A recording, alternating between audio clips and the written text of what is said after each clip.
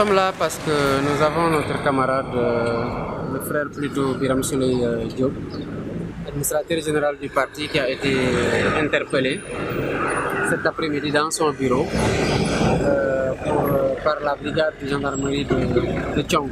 Pourquoi on ne le sait pas? Ce qui est constant, c'est que hier on a tenu une conférence de presse que Biram Souleye Diop lui-même en tant qu'administrateur général du parti a animé en notre présence et en compagnie d'autres patriotes pour dénoncer la situation qu'on a décrite à Ziguinchor, à savoir que de façon vérifiée, des éléments portant un badge, il est mentionné gendarmerie nationale, section recherche, sont partis demander non fiches de parrainage à nos militants qui ont refusé d'obtempérer, en leur disant que les fiches n'étaient pas ici, qu'ils étaient au siège.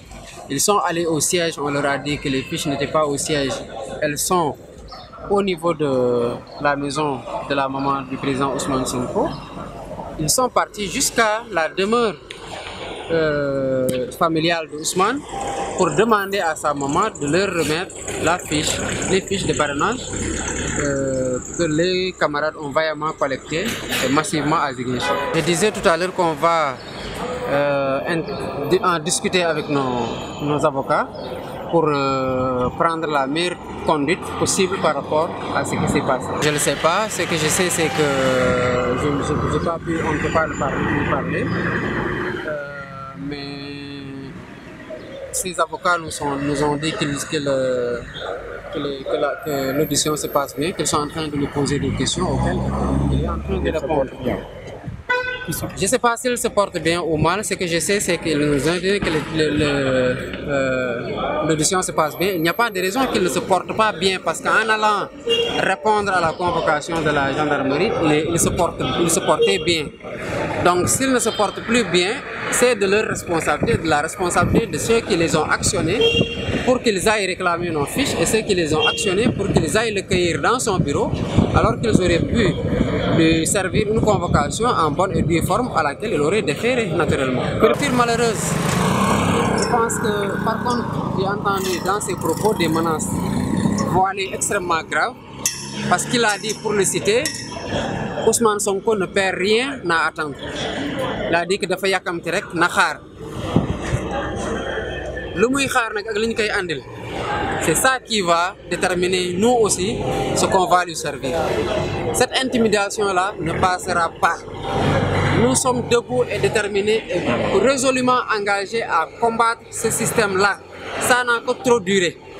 Aujourd'hui, nous avons des vieillards avec près de 80 ans qui sont déclarés nommés délégués régionaux pour la collecte de signatures. Le pays est en train de sombrer dans le gouffre d'année en année. On ne peut pas continuer en tant que jeunes à regarder ça. C'est un combat de génération et nous allons l'assumer. Ce n'est pas des vieillards qui vont nous aider. Inutile de chercher à Ousmane Sonko des poux. Ousmane Sonko n'en a pas. Il n'y a pas de poux à chercher dans une tête à boule zéro. Ousmane est clean. Il l'a dit. Il a fait sa déclaration de patrimoine. Il les a défiés de rechercher partout où ils veulent, de remuer ciel et terre. S'il découvre un seul centime qu'il a pris qui ne lui appartient pas, qu'il l'enferme à vie. Ce défi-là reste permanent. Tout ce qu'ils peuvent inventer derrière par la suite n'est que chimère. Il n'y a rien qu'ils aient contre Ousmane. Ces méthodes archaïques-là ne nous font pas peur. La devise de notre parti, c'est le don de soi pour la patrie, et ça, nous y croyons. Ce combat-là, on va le mener pour le Sénégal, pour nos enfants, pour nos petits-enfants et pour nous-mêmes. Ousmane a un fief. Son fief, c'est le Sénégal tout entier. La collecte des signatures se passe excellemment bien. Ils avaient considéré que le PASTEF était un parti de réseaux sociaux. Nous leur avons démontré en un après-midi que nous pouvons aujourd'hui rivaliser en massification avec eux, malgré leurs moyens.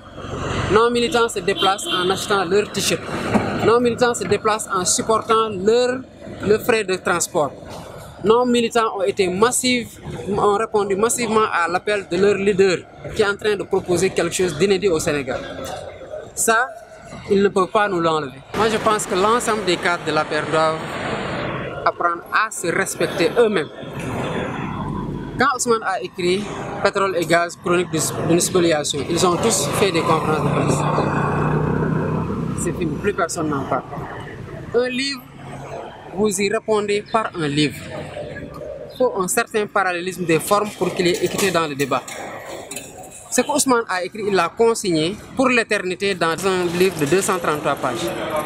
S'ils veulent répondre à Ousmane Sonko, un simple post de Facebook qui va disparaître dans 48 heures sur le fil de l'actualité ne peut pas répondre à ce livre-là. Qu'ils prennent le temps pour cette fois-ci au moins de lire le livre et que toute l'armada, l'intelligentsia de l'APR se réapproprie ce livre, s'approprie ce livre-là et essaie d'y apporter des réponses. C'est ça qu'on essaie d'imposer au Sénégal. Un débat d'idées. Un débat d'idées. D'abord, c'est une pure invention une caricature de notre démarche.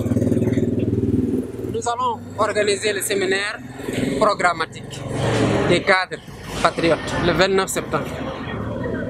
Depuis le 15 septembre, et c'est vérifiable, nous avons mis en place une plateforme pour dire à l'ensemble des Sénégalais et des cadres qui se sont inscrits de faire leur contribution à l'élaboration du programme de PASTEF.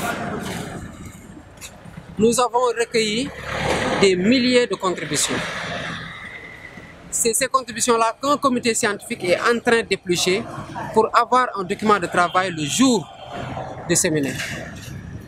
On ne peut pas parler d'une démarche solitaire dans ce cas-là. Nous sommes plutôt dans une démarche inclusive parce qu'il n'y a pas de programme plus inclusif que celui consistant à ouvrir une plateforme et de dire à ceux qui veulent proposer à PASTEF des solutions par rapport dans les différents secteurs de la vie publique, d'écrire et de nous adresser leurs contributions en faisant le diagnostic, en faisant des propositions concrètes et en suggérant des pistes de financement.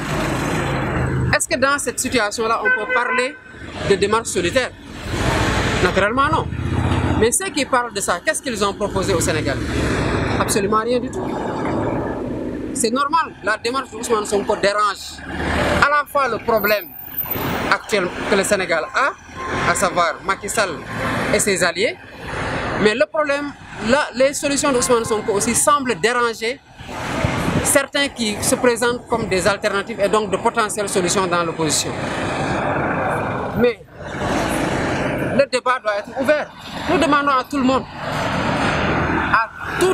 chaque personne est libre d'écrire un bouquin et de proposer ses solutions, qu'il l'appelle solution, qu'il l'appelle comme il veut, mais nous l'avons fait.